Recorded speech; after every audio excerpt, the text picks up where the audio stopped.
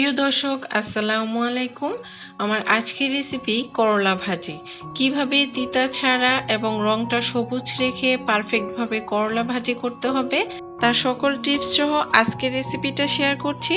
আর যারা করলা ভাজিটা খেতে পছন্দ করেন তবে তিতার জন্য খেতে পারেন না, তারা চাইলে এই রেসিপিটা ফলো করতে পারেন। আশা করি উপকৃত হবেন।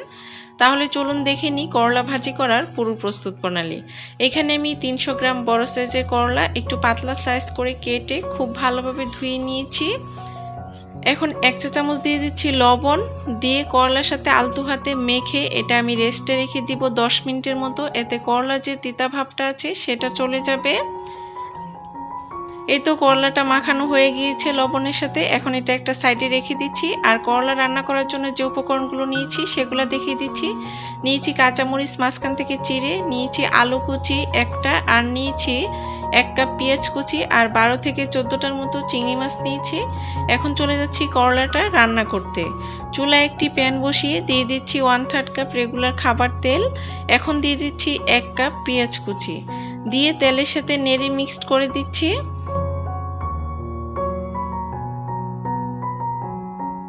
আর এই পর্যায়ে দিয়ে দিচ্ছি 8 থেকে 9টার মতো কাঁচামরিচ মাঝখান থেকে চিড়ে নিয়েছি। কাঁচামরিচটা দিয়ে আবারও পেঁয়াজের সাথে নেড়ে চেড়ে মিক্সড করে দিচ্ছি। আর এই পেঁয়াজ কাঁচামরিচটা আমি মিনিট 3 এভাবে নেড়ে ভেজে নিচ্ছি। তেলের মধ্যে এভাবে ভেজে নেওয়ার পর এখন আমি এতে দিয়ে দিচ্ছি চিংড়ি মাছ। এই মাছগুলো আমি আগের থেকে ধুয়ে পানি ঝরিয়ে রেখেছিলাম। এখন পেঁয়াজের সাথে নেড়ে চেড়ে মিক্সড করে দিচ্ছি। আর দিয়ে দিচ্ছি স্বাদ মতো লবণ। এই পর্যায়ে লবণটা দিয়ে দিবেন, এতে মাছের ভিতরে লবণটা খুব ভালোভাবে ঢুকে যাবে। আর দিয়ে দিচ্ছি 1/4 চা চামচ হলুদের গুঁড়ো, জাস্ট চিংড়ি মাছের কালারটা আনার জন্য।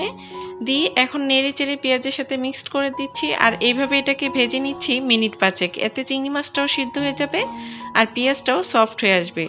এখন দিয়ে দিচ্ছি আগের থেকে যে করলাটা লবণ দিয়ে মেখে রেখেছিলাম সেটা খুব ভালোভাবে আবারও ধুয়ে আমি চিংড়ি মাছ আর পেঁয়াজের মধ্যে দিয়ে খুব ভালোভাবে নেড়ে মিক্সড করে নিচ্ছি। আর দিয়ে দিচ্ছি একটা আলু মিহি করে কুচি করে নিয়েছি, আর আলুটাকেও খুব ভালোভাবে ধুয়ে পানি ঝরিয়ে নিয়েছি। এখন সব কিছু নেড়ে চেড়ে খুব ভালোভাবে মিশিয়ে নিচ্ছি। আর এইভাবে নেড়ে চেড়ে আমি করলাটাকে রান্না করে নিব 20 থেকে 15 মিনিটের মতো। আর এই পর্যায়ে কিন্তু ঢাকা দেওয়ার কোনো প্রয়োজন নেই, জাস্ট মিডিয়াম থেকে লোর মাঝামাঝি জালটা রেখে এইভাবে নেড়ে করলাটা ভাজি করবেন। এতে ভাজিটাও ঝরঝরে হবে আর করলার তিতা ভাবটাও থাকবে না। ঢাকনা দিয়ে ঢেকে দিলে করলাটা নরম হয়ে যায়, তখন ভাজিটা খেতে কিন্তু ভালো লাগে না। তো এইভাবে 15 থেকে 20 মিনিট রান্না করে নেওয়ার পর আমার করলা ভাজিটা কিন্তু প্রায় হয়ে গিয়েছে। এই পর্যায়ে আমি এটা চুলার থেকে নামিয়ে নিচ্ছি আর পরিবেশন করে দেখিয়ে দিচ্ছি করলা ভাজিটা দেখতে কেমন হয়েছে। দেখতে যেমন সুন্দর হয়েছে, আলহামদুলিল্লাহ খেতেও খুবই মজার হয়েছিল। গরম গরম সাদা ভাতের সাথে এটা সার্ভ করতে পারেন, সবাই খেয়ে কিন্তু খুবই প্রশংসা করবে। আর এইভাবে রেসিপিটা ফলো করে রান্না করতে পারেন, করলাটা কিন্তু একদমই তিতা হবে না। তাহলে আজকের আমার এই করলা ভাজি রেসিপিটা কেমন লাগলো অবশ্যই কমেন্টস করে জানাবেন।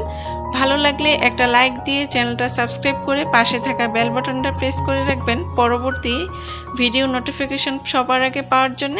তাহলে আজকে এখানেই বিদায় নিচ্ছি। আল্লাহ হাফেজ।